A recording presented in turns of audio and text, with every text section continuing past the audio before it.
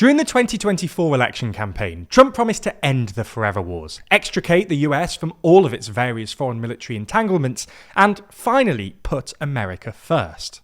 A year and a bit into his term, however, and it's becoming difficult to square his actual policies with his campaign rhetoric. Not only has Trump failed to bring peace to Ukraine, he's bombed Iran, Yemen, Iraq, Syria, Somalia, Nigeria, and now Venezuela, and is explicitly threatening military action against a whole load more countries. So, in this video, we thought, in a slightly more dystopian video than usual, we'd try to figure out where he might strike next.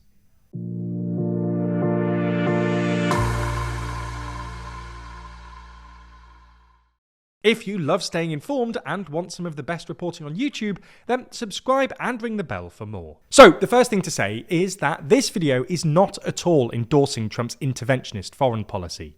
Rather, we're just saying that, given Trump is clearly open to the idea of military intervention, we thought it's worth taking a look at where he might turn next. And as we see it, there are at least 6 unfortunate contenders. Let's start with Cuba, which is currently led by Miguel Diaz-Canel, who succeeded Raul Castro, Fidel Castro's brother, as first secretary of the Communist Party of Cuba in 2021. For context, Cuba has long been one of Venezuela's closest allies. This was mostly for political reasons. Cuba has been a communist state since Fidel Castro seized power in 1959, as has Venezuela since the election of Hugo Chavez in 1999, and both countries are today considered repressive autocracies.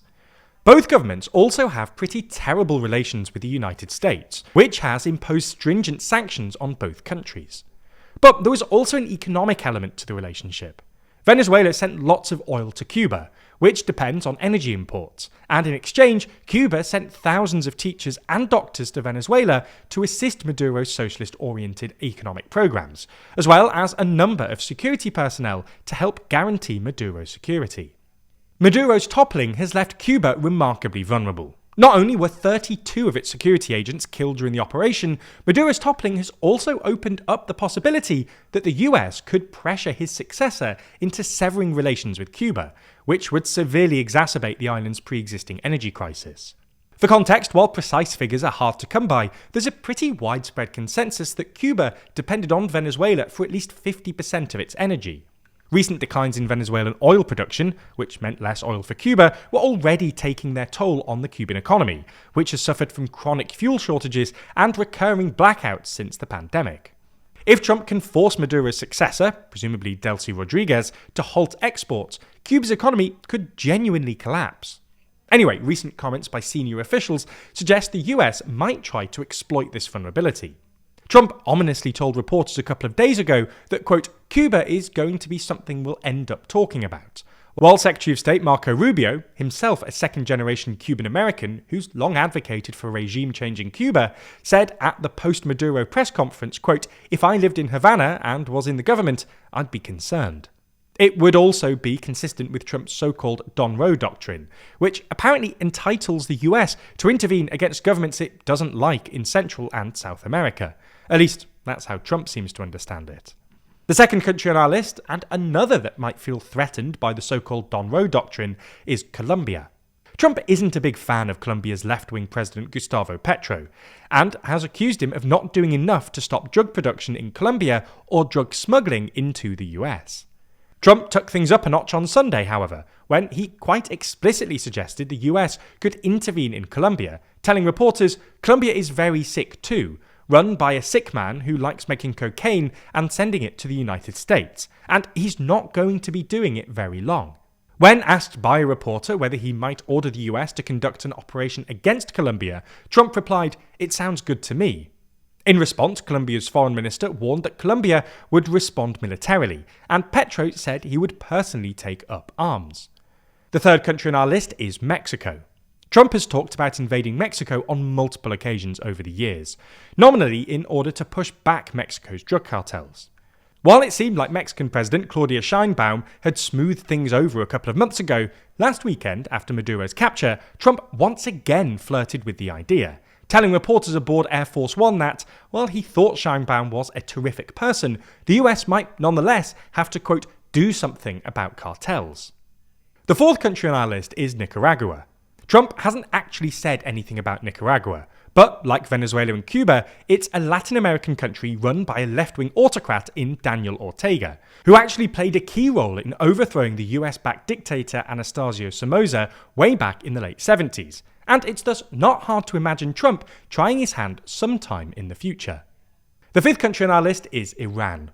Obviously, Iran isn't part of Central or South America, and thus isn't covered by the so-called Don Roe doctrine. But Trump has, via Truth Social, suggested he might strike the country if Iran's security forces kill anyone participating in the ongoing protests, which kicked off last month but have continued into January. Separately, there have also been reports that US and Israeli officials have been considering follow-up strikes on Iran's nuclear facilities, which were first attacked back in June.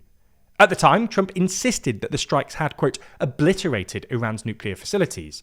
But there have since been a number of reports that Iran was able to protect most of its pre-existing stockpile of enriched uranium.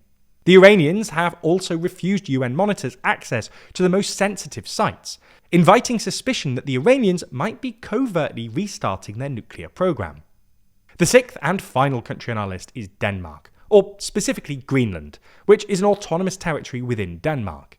We've done a whole video on this over on TLDR EU, but the TLDR is that, while this would involve invading a European NATO member, the Trump administration seems remarkably open to the possibility.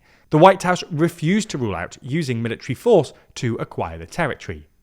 As a final thing, while you can argue individual cases, the fact that Trump has intervened in so many countries and is now flirting with attacking so many more is pretty definitive proof, if more was ever needed, that this administration doesn't understand the idea of sovereignty in a way that's consistent with international law or norms. This might not matter to you if you're a superpower that can hold your own, but it's probably a good idea for the rest of the international community to do what it can to uphold the principle in the face of Trump's assault. If you're interested in this, in the latest issue of our magazine, we discuss every major election that happened in 2025, running through races in Poland, Australia, Canada, Singapore, Germany, Japan, Norway, South Korea, the Netherlands, Argentina, Bolivia, Cameroon, Czechia, and Jamaica, helping you to catch up on stories you might have missed, as well as understanding the trends taking place around the world. There's so much more in this issue too. In addition to our cover story about the new Middle East, there's also full sections dedicated to UK, EU and global news. The EU section includes our interview with fellow creator Money and Macro, where we discuss how to fix the European economy, Macron's fall from grace, and how Albania has implemented an AI minister. The global section discusses why Trump's mandate isn't quite what it seems, how politicians conquered social media, plus our election summary I just mentioned. And our UK section runs through the rise of the new left, why this year's elections are critical at all levels, as well as the strategies Starmer ought to take to maintain power, and Farage to gain power. Subscribers to Too Long automatically get 20% off every copy as long as they stay subscribed. But as a special New Year offer, you can get an additional 30% off your first issue if you use the code at checkout.